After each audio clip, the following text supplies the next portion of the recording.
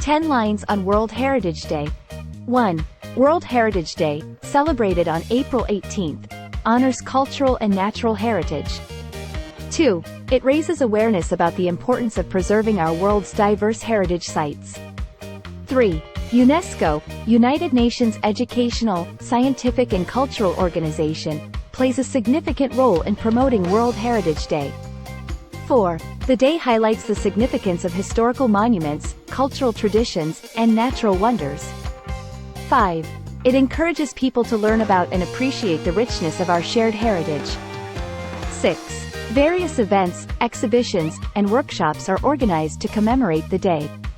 7. World Heritage Day fosters a sense of pride and responsibility in preserving our heritage for future generations.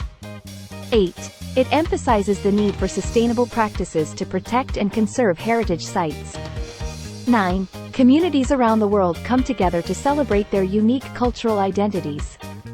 10. By recognizing World Heritage Day, we pledge to safeguard and promote the legacy of our past for the benefit of generations to come.